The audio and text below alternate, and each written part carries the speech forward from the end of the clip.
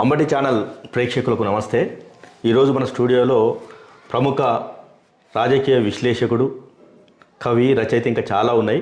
ఇవాళ మిగతా అంశాల జోలికి పోకుండా ఆయన చేసినటువంటి ఆయన ఏ విధంగా అయితే రాజకీయ విశ్లేషణ చేసి ఇవాళ ప్రధాన మీడియా అని చెప్పను కానీ పలువురి నోళ్ళల్లో నానుతున్నటువంటి ఒక ప్రముఖ రాజకీయ విశ్లేషకుడు ఎలికట్టి శంకర్రావు గారు మన స్టూడియోలో ఉన్నారు. ఇంత చర్చకు కారణమైనటువంటి అంశాలు ఏందో వారి నుంచి అడిగి తెలుసుకుందాం. నమస్తే. నమస్తే. ఎలికట్టి శంకర్రావు అంటే నాకు తెలిసి ఒక 20 సంవత్సరాలుగా నాకు తెలిసినటువంటి ఎలికట్టి శంకర్రావు ప్రధానంగా ఒక కవిగా నాయన చనిపోయిన దుఃఖంలో రాసినటువంటి ఆ యాది పుస్తకం తప్ప నాకు పెద్దగా ఏం లేదు. ఆ తర్వాత మీరు తెచ్చినటువంటి కథా సంపుట్లు కానీ, నవలలు కానీ, ప్రతిజ్ఞ కానీ అన్నీ కూడా విలువైన పుస్తకాలే. ఈవెన్ తెలంగాణ ఉద్యమం మీద రాసినటువంటి చరిత్ర పుస్తకం కానీ అవన్నీ కూడా చాలా విలువైనటువంటి గ్రంథాలు. ఒక అద్భుతమైనటువంటి రచయిత ఎలికట్టి శంకర్రావు. కానీ ఆ తరువాత పరిణామ క్రమంలో మొత్తం రచనా వ్యాసంగాన్ని పక్కకు పెట్టినట్టుగా పెట్టి రైట్ పాలిటిక్స్ అనే ఒక ఛానల్ని, యూట్యూబ్ ఛానల్ని ఏర్పాటు చేసి ఎందుకు ఇటువైపుగా జర్నలిస్ట్గా కూడా చాలా కాలం పనిచేసినారు. ఒక ప్రధానమైనటువంటి పత్రికల్లో పనిచేశారు. జర్నలిస్ట్గా కూడా మంచి పేరున్నది, కవిగా, రచయితగా మంచి పేరున్నది. ఈ రైట్ పాలిటిక్స్ ద్వారా ఎందుకు ఈ వైపు ఎందుకు రావాల్సి వచ్చింది? రైట్ పాలిటిక్స్ అనే ఒక వేదికని తయారు చేసుకొని అంటే ఇప్పుడు రచయితగా ఒక సంతృప్తి, మనకు సృజనాత్మక సాహిత్యం అనేది సహజంగా మనకు వంటబట్టింది. అది కవిత్వము, రచనలు ఇవన్నీ చేసుకుంటూ వచ్చినాం. అయితే జీవన వృత్తి కోసం నేను జర్నలిస్ట్గా కూడా పనిచేసిన ప్రధాన పత్రికలలో. ఆ తర్వాత ఆ పత్రికల నుంచి నేను పక్కకు వచ్చిన, కొంతకాలము ఖాళీగా కూడా ఉన్నా, నిరుద్యోగిగా కూడా ఉన్నా. నిరుద్యోగిగా ఉండడానికి కారణం ఏంది? జర్నలిజంలో రాజకీయాలు. వాస్తవంగా ఇంకా పర్టికులర్గా చెప్పాలంటే నేను ఆంధ్రజ్యోతి పత్రికలో సబ్-ఎడిటర్గా పనిచేసిన, సాక్షి పత్రికలో సబ్-ఎడిటర్గా పనిచేసిన. అక్కడి నుంచి 2014లో 13-14లో నమస్తే తెలంగాణ పత్రిక పెట్టారు. అప్పుడు ఉద్యమంలో అందరు ఎమోషన్లో ఉన్నాము, ఉద్యమం సైడ్ ఉన్నాం. నమస్తే తెలంగాణలో పెట్టినప్పుడు నేను నమస్తే తెలంగాణకు పోవడానికి నేను ప్రయత్నం చేసిన. నాకు ఎడిషన్ ఇన్ఛార్జ్ చేయమని కూడా అడిగిన, నాకు ఇవ్వడానికి ఖాయమైంది కూడా అక్కడ. సో అప్పుడున్నటువంటి పరిస్థితులు ఏమిటంటే, ఒక పత్రికలో పనిచేసి ఇంకో పత్రికకు పోయే ప్రయత్నం చేస్తున్నప్పుడు ఉన్న పత్రికల్లో ఒత్తిళ్ళు వచ్చినాయి. ఆ రోజు నేను ఆ ఒత్తిడికి గురైన. ఆ సందర్భంలో నేను రాజీనామా చేయాల్సి వచ్చింది. ఎట్లాగూ దీంట్లో ఉంది కదా, అప్పుడు కటాశేఖర్ రెడ్డి దీనికి సీఈఓగా ఉండే నమస్తే తెలంగాణ, ఇప్పుడు మాజీ మంత్రి జగదీష్ రెడ్డి వాళ్ళ బావ. సో ఆయనతో నేను టచ్లో ఉన్నా, నాకు అవకాశం ఇస్తాన్నారు. ఈ లోపల నల్గొండ కథలు పబ్లిష్ చేసే పని ఉండే. ఈ హెరాస్మెంట్ కంటే 15 రోజులు ఇంటికాడ కూర్చున్నా కానీ జీతం రాకుండా 12 అవుతుంది అనుకుని వచ్చిన. వచ్చిన తర్వాత వీళ్ళు నాకు ఇవ్వడానికి ఇష్టపడలే. చివరికి ఏమనుకున్నారంటే, శంకర్రావు తప్ప నల్గొండ జిల్లాలో ఎవడొచ్చినా ఏం లేదు ఎడిషన్ ఇన్ఛార్జిగా అన్నారు. అప్పటికప్పుడు ఒక వ్యక్తిని తీసుకొచ్చి ఎడిషన్ ఇన్ఛార్జికి ఇచ్చారు. ఎందుకు అంత కక్ష కట్టడానికి కారణం ఏంటంటే, శంకర్రావు ఉంటే ఇక్కడ ప్రమాదమైనా, లేకుంటే శంకర్రావు ఈ ప్లేస్కి తగడనా? ప్లేస్కు తగడు కాదు. ప్లేస్కు తగడు అనుకుంటే నా బ్యాచ్మేట్స్, ఇప్పుడు సాగర్ ఉన్నాడు, ఖమ్మం ఎడిషన్ ఇన్ఛార్జ్ అయ్యాడు. నా బ్యాచ్మేట్స్ బ్యూరోగా పనిచేశారు. జర్నలిజంలో సీనియారిటీ కాదు. సమర్థత విషయానికి వస్తే నాకంటే వాళ్ళకి తెలుసు నా సమర్థత. ఇక్కడికి ఎందుకు వచ్చినట్టే, లోకల్లా కొంతమంది జర్నలిస్టులు ఒక కులం చేతులలో ఇవి ప్రధానమైనటువంటి పత్రికలు, రకరకాల ప్రధానమైన పత్రికలలో రకరకాల పోస్టుల్లో పనిచేస్తున్నటువంటి వాళ్ళు ఒకే కులం వాళ్ళు ఉన్నారు, ఆధిపత్యం ఉన్నారు. సహజంగా రెడ్డి కులస్తులు ఉన్నారు. నేను ఆ టైంలో ఇక్కడికి రావడం అనేది వాళ్ళకి ఇబ్బందికరంగా అనిపించింది. నాకు చాలామంది, దాదాపు 12 మంది జర్నలిస్టులు నన్ను అడ్డుకున్నారు. ఆ రోజు కటాశేఖర్ రెడ్డి మీద ఒత్తిడి తెచ్చారు. కటాశేఖర్ రెడ్డి కనీసము నీకు ఇవ్వను అని చెప్పడానికి కూడా మొహం లేకుండా నన్ను కలవని కూడా కలవలే. నేనేమో ఇంట్లో జాయిన్ అయితే ఇవాళ పోయి జాయిన్ అయ్యి వస్తాను, హైదరాబాద్కి పోయినా అక్కడ నా ముఖం చూడడానికి కూడా ఇబ్బంది పడలే. నేను ఎవరికి చెప్పుకోవాలి? ఇబ్బంది అనిపించింది. ఎందుకంటే ఆ రోజు నాకు 25,000 30,000 మధ్యన జీతము. అది పని చేసుకున్నప్పుడు మనకు బోకెళ్ళే పరిస్థితి. కానీ సడన్గా నమ్మి అవతలికి పోయినందుకు నేను ఉన్నది పోగొట్టుకోవాల్సి వచ్చింది. కొంతకాలం ఇబ్బంది పడ్డా ఆర్థికంగా. కేవలము కుల రాజకీయాలు, ఆధిపత్య రాజకీయాలతోటి నన్ను వాళ్ళు అణచివేయాలనుకున్నారు. ఆ విషయంలో వాళ్ళు సక్సెస్ అయ్యారు. ఇవే కారణాలా? ఇప్పుడు జర్నలిస్ట్గా మన లేకపోవడం, మనని ఆ లైఫ్ మనకు లేకుండా చేయడం వల్ల రైట్ పాలిటిక్స్ తీసుకురావాల్సి వచ్చింది. అసలు రైట్ పాలిటిక్స్ వెనుక ఉద్దేశం ఏంటి? రైట్ పాలిటిక్స్ అంటే నేను అక్కడి నుంచి వెళ్ళినా కానీ మనం జనాలని చైతన్యం చేయడం అనేది ప్రధాన లక్ష్యం. మనకు కొంత ఆలోచన ఉంటుంది, కవులు రచయితలుగా మనకు సమాజం మీద కొంత అవగాహన ఉంటుంది. కానీ మన అవగాహన రాతల వరకే పరిమితమైతే పరిమితమైన ప్రయోజనమే ఉంటుంది. మనకు ఆ తెలివి ఉన్నప్పుడు, మనకు ఆ చైతన్యం ఉన్నప్పుడు వేరు వేరు వేదికల ద్వారా ఎక్కువ జనాలకు చేరాలంటే పత్రికల్లో పనిచేయడం. నిజంగా చెప్పాలంటే సబ్ ఎడిటర్గా కూడా నాకు అది కరెక్ట్ వేదిక కాదు, అది జీవనోపాధి మాత్రమే. అప్పుడు ఇంకోటి తెలంగాణ ఉద్యమాన్ని సపోర్ట్ చేయాల్సిన సందర్భం కూడా ఉంది. అప్పుడు నేను రైట్ పాలిటిక్స్ అనే పేరుతోటి ఫేస్బుక్ పేజీకి రైట్ పాలిటిక్స్ అని పెట్టుకున్నా. యాక్చువల్గా అప్పుడు నాకు ఈ యూట్యూబ్ కానీ ఇంకోటి కానీ లేదు. రైట్ పాలిటిక్స్ అనే ఒక పేజీకి పేరు పెట్టుకున్నా. అది షైన్ అయింది. సో దాని తర్వాత దాని మీదనే rightpolitics.in అని ఒక సైట్ పెట్టినాం, కొంతకాలం నడిపించినాం. ఈ మధ్య యూట్యూబ్ ఛానల్ కూడా అదే పేరు కంటిన్యూ అవుతుంది. అది ఎలికట్ట శంకర్రావు పేరుతోటి రైట్ పాలిటిక్స్ అనేది ఒక జోడీలాగా తయారైంది. ఆ గుర్తింపు వచ్చింది దాన్ని. రైట్ పాలిటిక్స్ ఓకే, ఒక ఛానల్ పెట్టుకున్నావు, ఫేస్బుక్ ద్వారా లింక్ అయినవు, నీలో ఉన్నటువంటి జ్ఞానాన్ని, నీ తెలివిని సమాజానికి పంచాలనుకున్నది ఇదంతా ఓకే. టీఆర్ఎస్ పార్టీని ఎందుకు టార్గెట్ చేసినట్టు, టీఆర్ఎస్ నాయకులను ఎందుకు టార్గెట్ చేసినట్టు, అందరూ నల్లగొండ నాయకులను ఎందుకు టార్గెట్ చేసినట్టు నేను నీ ఛానల్ ద్వారా? నేను టీఆర్ఎస్ పార్టీని టార్గెట్ చేయలేదు, నాయకులను టార్గెట్ చేయలేదు. ప్రత్యేకం అది కాదు. నేను టీఆర్ఎస్ పార్టీని సపోర్ట్ చేసినటువంటి వాడిని. తెలంగాణ ఉద్యమంలో 2015 వరకు కేసీఆర్ మీద ఈగ వాలితే ఇప్పుడు ఆ ఉద్యమ చరిత్ర అనేది కేసీఆర్కి అంకితం కదా. తెలంగాణ రాష్ట్రం చరిత్ర ఉద్యమాలు అనే పుస్తకాన్ని నేను కేసీఆర్కి అంకితం ఇచ్చిన. కాకపోతే అక్కడ కూడా ఈ దుర్మార్గులు నా పుస్తకాన్ని ఆవిష్కరణ చేయకుండా కేసీఆర్కి చేరకుండా అడ్డుకున్నారు. అది కూడా నీకు తెలుసు అది.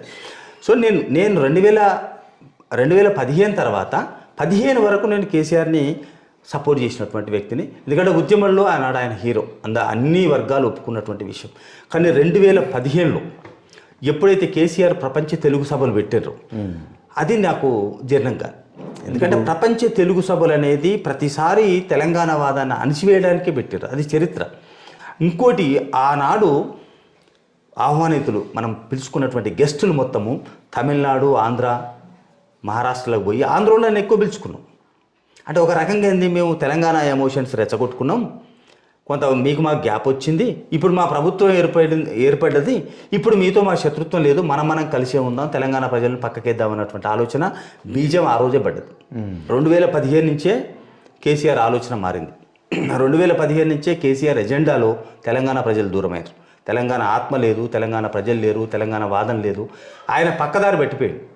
ఆయన అధికార స్థిరీకరించుకోవడానికి ఆంధ్ర నాయకులను, తెలంగాణ ద్రోహులను, ఆనాడు ఉద్యమ ద్రోహులను అందరినీ క్యాబినెట్లకు తీసుకున్నాడు, పార్టీలకు తీసుకున్నాడు, పదవులు ఇచ్చిండు, ప్రోత్సహించాడు. అది నేను దాన్ని ఫోకస్ చేయాలనుకున్నాను. అంటే రైట్ పాలిటిక్స్ ద్వారా టీఆర్ఎస్ పార్టీ లేదంటే కేసీఆర్ చేస్తున్నటువంటి పొరపాట్లని, తప్పిదాలని, 100% తెలంగాణ ఆత్మని చంపుతున్న, తెలంగాణకు దూరం అవుతున్నాడు కేసీఆర్. తెలంగాణ ప్రజల అభీష్టానికి భిన్నంగా ఆయన పాలన జరుగుతుంది కాబట్టి ఎత్తి చూపాలనుకున్నాను. ఇప్పుడు 2001లో పార్టీ స్థాపించి టీఆర్ఎస్ పార్టీ, అంతకుముందు తెలంగాణ రాష్ట్రం కావాలనేది చిరకాల కోరిక. 60 సంవత్సరాలుగా ఈ నేల మనకు ఒక ప్రత్యేకమైనటువంటి రాష్ట్రం కావాలని చెప్పి అనేక పోరాటాలు జరిగినాయి. దాంట్లో భాగంగా పెద్దలు జయశంకర్ సారు చేసినటువంటి సిద్ధాంతం అనుకోండి, కేసీఆర్ పార్టీ, ఆయన చేసిన పోరాటము, ఆయన వాగ్దాటి, ఇవన్నీ కూడా మనకు రాష్ట్రాన్ని తెచ్చిపెట్టినాయి. అవును. అంటే ఒక రాష్ట్రాన్ని 14 సంవత్సరాల పాటు ఉద్యమంలో నడిపినటువంటి కేసీఆర్ తను ప్రభుత్వాన్ని ఏర్పాటు చేసుకొని ఈ నేలకు సంబంధించినటువంటి, అంటే ఈ ప్రజలకు సంబంధించినటువంటి ఏమి ఇవ్వాలి అనేటువంటి విషయము, ఈ పాలన ఎట్లా చేయాలనేటువంటి విషయం, అంటే ఈ తెలంగాణ మట్టికి, తెలంగాణ మట్టి బిడ్డలకు ఏమేమి ఇవ్వాలి, మన నీళ్లు, మన నిధులు, నియామకాలు, వీటితో పాటు తెలంగాణ సంస్కృతి, తెలంగాణ అంటే నాగరికత ఎట్లా ఉంటుంది, ఇక్కడ సంస్కృతి ఎట్లా ఉంటుంది, ఇవన్నీ కూడా అంటే కేసీఆర్ కన్నా నీకు ఎక్కువ తెలుసు అనుకుంటున్నావు? కేసీఆర్కి ఎక్కువ తెలుసు, ఒప్పుకుంటుందండి. కానీ కేసీఆర్ అమలు చేయలేదు. కేసీఆర్కు తెలిసి తప్పు చేసిండు నన్ను, కానీ ఆయన రాజకీయ నాయకునిగా మారిండు. తెలంగాణ ఉద్యమంలో ఉన్నప్పుడు తెలంగాణ ఆత్మను కేంద్రంగా పనిచేసిండు ఆయన. ముఖ్యమంత్రి అయిన తర్వాత ఒక పాలకునిగా ఆలోచించు. ఆయనకు తెలుసు తెలంగాణకు అన్యాయం చేస్తున్నాను, ఉద్యమకారులకు పదవులు ఇవ్వాలి, ఉద్యమకారులకు ఇచ్చిండు కదా, తక్కువ మందికి ఇచ్చిండు, కొంతమందికి ఇచ్చిండు. తనను ఆశ్రయించినటువంటి వాళ్లకు, దగ్గర కోటరీ వాళ్ళకి ఇచ్చాడు. ఇంకొక పచ్చిగా చెప్పాలంటే తెలంగాణలో కేసీఆర్ ప్రభుత్వం ఏర్పడ్డ తర్వాత బీసీ దళిత వర్గాలకు ఎక్కువ అవకాశాలు వస్తాయని భావించారు అందరు. ఆనాడు కూడా ఉద్యమ సమయంలో ప్రజాస్వామిక తెలంగాణ కావాలని స్లోగన్ ఇస్తే ఏదో ఒక తెలంగాణ కానియనరా నాయన ముందు ఇవన్నీ భౌగోళిక తెలంగాణ, సామాజిక తెలంగాణ, ముందు తెలంగాణ రానిరు భౌగోళికంగా, తర్వాత సామాజిక తెలంగాణ గురించి చూసుకుందాం అన్నారు. కానీ కేసీఆర్ వచ్చిన తర్వాత తెలంగాణ బీసీలు, దళితులు, మిగతా కింది వర్గాల వాళ్ళు అధికారంలో భాగస్వామ్యాన్ని కోరుకున్నారు.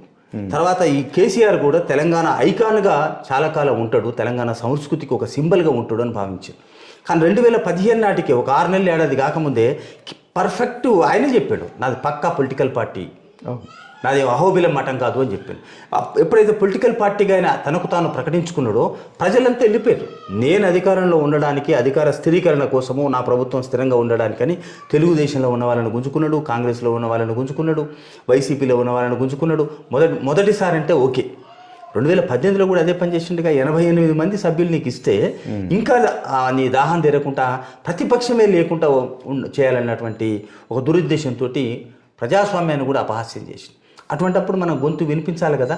కేసీఆర్ ప్రజల పక్షాన ఉన్నప్పుడు కేసీఆర్ పక్షాన్నే ఉన్నాము, కేసీఆర్ ప్రజలకు వ్యతిరేకంగా పోయినప్పుడు నేను ప్రజల పక్షాన్నే ఉన్నా, కేసీఆర్కి వ్యతిరేకంగా మారవచ్చు. టీఆర్ఎస్ పార్టీకి వ్యతిరేకంగా మారినట్టు అనిపించవచ్చు, బీఆర్ఎస్ పార్టీకి వ్యతిరేకంగా మారినట్టుగా అనిపించవచ్చు. కానీ అంతకు 2014 కంటే ముందైనా తర్వాతనైనా నేను ప్రజల పక్షాన్ని ఉన్నా. కేసీఆర్ ప్రజలకు వదిలిపెట్టి దూరం పోయాడు, నేను కేసీఆర్ని వ్యతిరేకించలేదు. ఎట్లా దూరం జరిగిండు? ఎజెండాని ఎత్తేసిండు, తెలంగాణ ప్రజల ఎజెండాని ఆయన ఎత్తేసిండు. ప్రజలకు ఏం కావాలనో నేను ఇస్తున్నా కదా. ఇప్పుడు ప్రజలకు కావాల్సినటువంటి సంక్షేమ పథకాలు అంటే బంగారు తెలంగాణ ఒక అయిందా తెలంగాణ?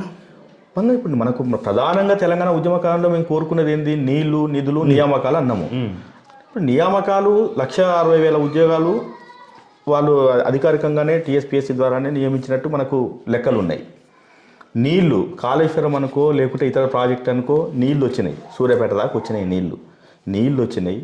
మన నిధుల్ని అంటే మన రాష్ట్రానికి సంబంధించిన నిధుల్ని మనం ఖర్చు పెట్టుకుంటున్నాం. నీళ్లు, నిధులు, నియామకాలని ఈ ప్రక్రియ దేనికోసమైతే జయశంకర్ సార్ అన్నాడు. సార్ మీరు అన్నట్టు కొంత బీసీ నాయకత్వం వెనుకబడి ఉండడము, దళిత వర్గాలకు ఆ ప్రధానమైనటువంటి ఆ పాత్ర ఇవ్వకపోవడం అనేది కొంతవరకు అది కనిపించవచ్చు. కానీ ఇన్ని రకాల సంక్షేమ పథకాలు, అభివృద్ధి కార్యక్రమాలు, లేకుంటే ప్రపంచ దేశాలతో తెలంగాణ పోటీ పడుతున్నట్టుగా, దేశంలోనే అగ్రస్థానం నిలబెడుతున్నట్టుగా ఇన్ని జరుగుతున్నటువంటి సందర్భంలో ప్రజలకు ఎక్కడ దూరం జరిగింది? ప్రజలకు కావాల్సిన ప్రతిదీ నేను చేస్తున్నా కదా, ఇంకా ఇక్కడ ప్రతిపక్షమో లేకుంటే అవతల వైపు ఉండి నన్ను ప్రశ్నించడమో ఇదంతా ఎందుకు? అది ప్రజాస్వామిక మూల సూత్రాలకు విరుద్ధం. ఇప్పుడు నేను అన్నీ చేస్తా, నువ్వు ఊరుకో, నువ్వు అడగొద్దు అనడం అనేది ప్రజాస్వామ్యం కాదు. ఒక ఎగ్జాంపుల్ చెప్తా.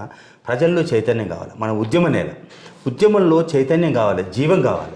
ఇప్పుడు కేసీఆర్ పాలసీ ఎట్లా ఉందంటే, ఓ చిన్న పిల్లగానికి ప్రతి 6 గంటలకు గ్లాస్ పాలు ఇవ్వాలి, రోజుకు 4 సార్లు ఇస్తే టైం నాకు తెలుసురా, నువ్వు ఏడవద్దు, నవ్వొద్దు అని పండబెడితే ఎదుగుతాడు, బరువు పెరుగుతాడు, 5 కిలోల నుంచి 10 కిలోలు పెరుగుతాడు. కానీ జీవోత్సవం అవుతుంది, చైతన్యం కాదు. తెలంగాణ సమాజాన్ని కూడా కేసీఆర్ ఒక జీవోత్సవంలాగా పెంచాలనుకుండు, కానీ తెలంగాణ సమాజం చైతన్యవంతం కావాలనుకుంది.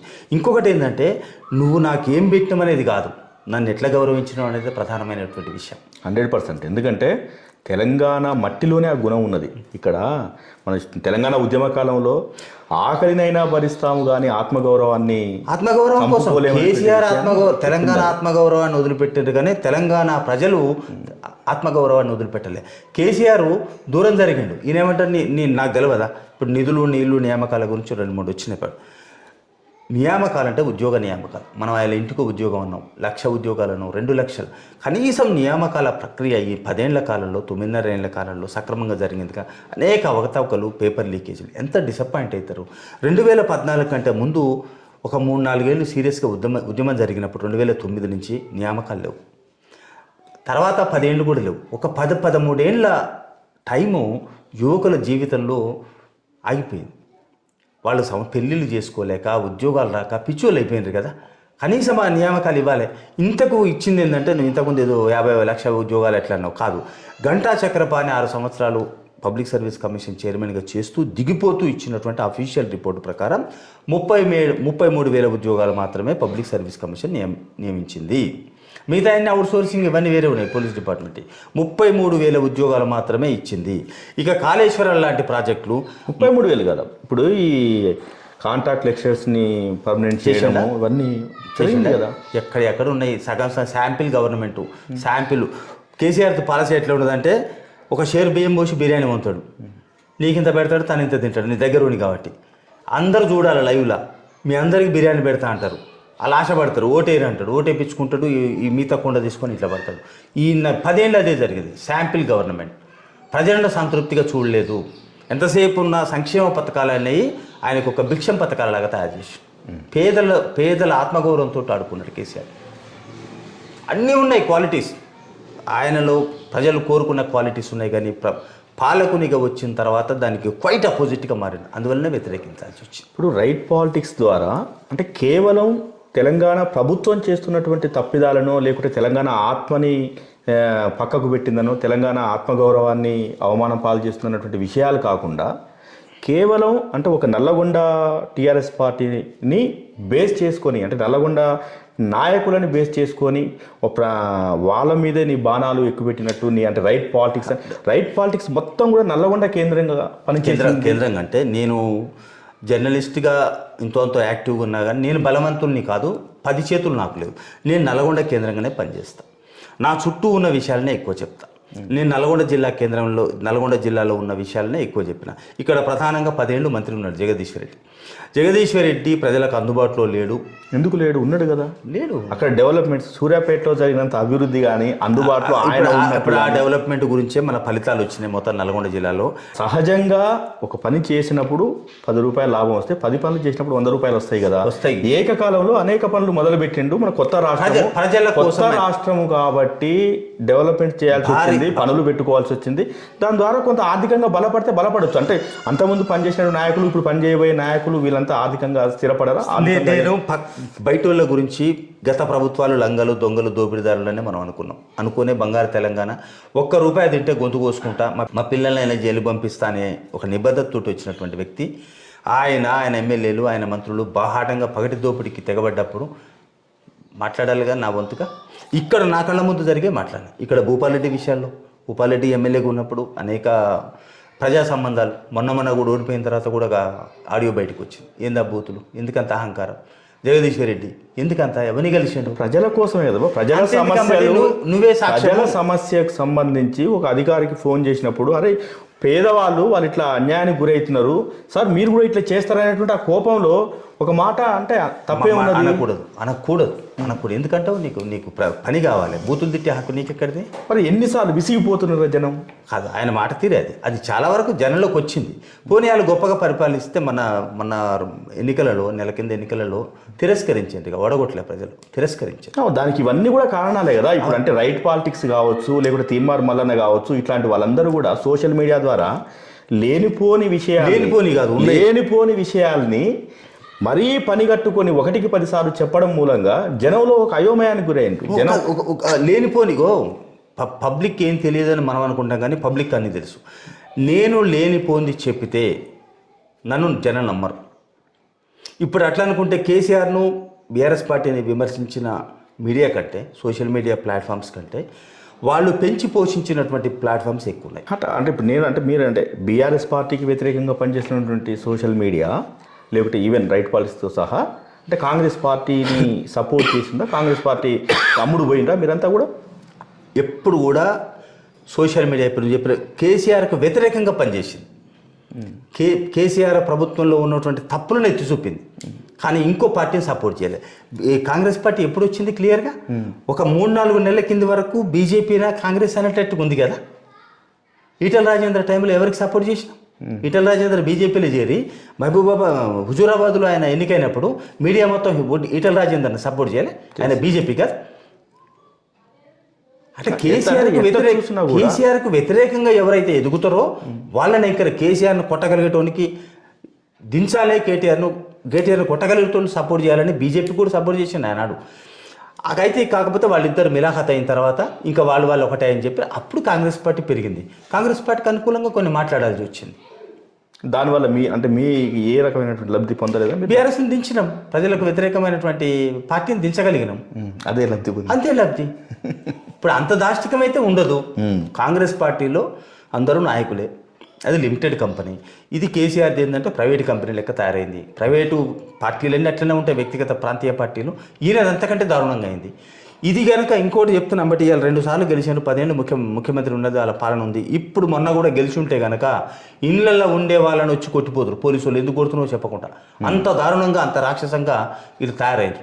అయినప్పుడు ఎందుకు వీళ్ళు దించాల్సిన అవసరం వచ్చింది, దించారు.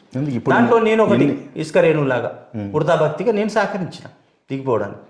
మొత్తానికి ఇప్పుడు టీఆర్ఎస్ పార్టీ అనుకో, తర్వాత బీఆర్ఎస్ పార్టీ అనుకో, ఒక 14 సంవత్సరాల ఉద్యమం, 10 సంవత్సరాల తెలంగాణ పాలన, 24 సంవత్సరాల అనుబంధము, అదంతా కూడా ఈరోజు అంటే దాదాపు నేలమట్టం అయిపోయినటువంటి పరిస్థితి కనపడుతున్నది. ఇప్పుడు కాంగ్రెస్ పార్టీ అంటే ఒక రకంగా తెలంగాణ రాష్ట్రం అంటే సోనియా గాంధీ చలవ వల్ల వచ్చింది. సో అట్లా ఇప్పుడు తెలంగాణలో కాంగ్రెస్ పార్టీ అధికారంలోకి వచ్చింది. ఇప్పుడు మీ ఫీలింగ్స్ ఎట్లా ఉన్నాయి? కేసీఆర్ని దించడం అనేది ఇప్పుడు సంతృప్తి పడతారు తెలంగాణ సమాజాన్ని, నేను కూడా సంతృప్తి పడుతున్నాను. అయితే కాంగ్రెస్ పార్టీ వచ్చినంత మాత్రాన బంగారు తెలంగాణ అవుతుందనో ఇంకేదో వజ్రాల తెలంగాణ అవుతుందన్న భ్రమలు మాకేం లేవు. కాకపోతే వాళ్ళని కంట్రోల్ చేసుకోవాల్సిన అవసరం ఉంది. కేసీఆర్ లాగా చేయకుంటే చాలు, మామూలు బో పెడితే చాలు, పంచపక్ష పరమాణాలు ప్రజలేం కోరుకోవట్లేదు. కాంగ్రెస్ పార్టీ మాత్రం అంత నియంతలాగా పనిచేయదు, ఎందుకంటే నలుగురు నాయకత్వంలో పోతుంది కాబట్టి. అదే రిలీఫ్ అంతే. 14 సంవత్సరాల ఉద్యమము, 10 సంవత్సరాల తెలంగాణ పాలన, ఒక మహోన్నతమైనటువంటి శిఖరం లాంటి వ్యక్తి కేసీఆర్ కూలిపోయినప్పుడు, ఆ పార్టీ పడిపోయినప్పుడు, ఆ పాలన అంతమైనప్పుడు అంటే ఏమి అంటే మనకు ఏమాత్రం ఇప్పుడు మామూలు ప్రజల్లో అయ్యో కేసీఆర్ ఓడిపోయిందా, అయ్యో ఈ నాయకుడు ఓడిపోవాలనుకున్నాం కానీ కేసీఆర్ ఓడిపోతారు అనుకోలేదు, కేసీఆర్ ఓడిపోయిందా అనేటువంటి ఆ జనంలో ఆ ఆవేదన ఉన్నది, ఆ బాధ ఉన్నది.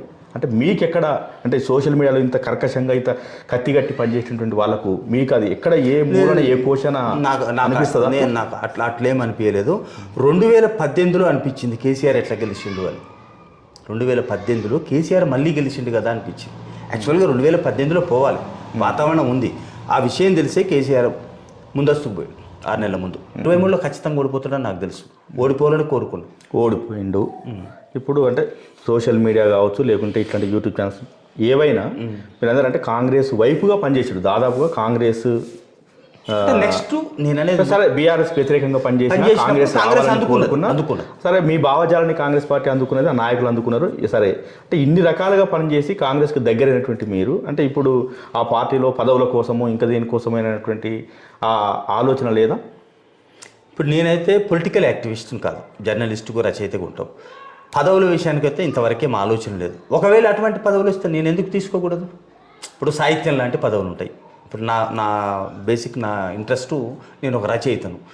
సాహిత్య సంబంధ పదవులు, రచయిత కాదు కదా, సాహిత్య సంబంధ పదవులు వచ్చినప్పుడు నాకంటే ఎక్కువ అర్హులు ఎవరు ఉన్నారు? ఇప్పుడు అంతా నల్లగొండ కథల వంటి అతిపెద్ద సంకలనం చేస్తూ అంత పెద్ద సంకలనం చేస్తున్న క్రమంలో ప్రతిజ్ఞ అనేటువంటి ఒక అంశాన్ని వెలికి తీసి పైడిమర్రి వెంకట సుబ్బారావు ప్రతిజ్ఞ రాసినటువంటి అవన్నీ చారిత్రక సత్యాలు, దాన్ని ఎవరు విస్మరించలేరు. కానీ మరి ఇంత సాహిత్య చరిత్ర కలిగి ఉన్నవు తర్వాత ఇప్పుడు రైట్ పాలిటిక్స్ ద్వారా కాంగ్రెస్ పార్టీకి ఉపయోగపడ్డాం 100% కాంగ్రెస్ ఉపయోగపడ్డావు.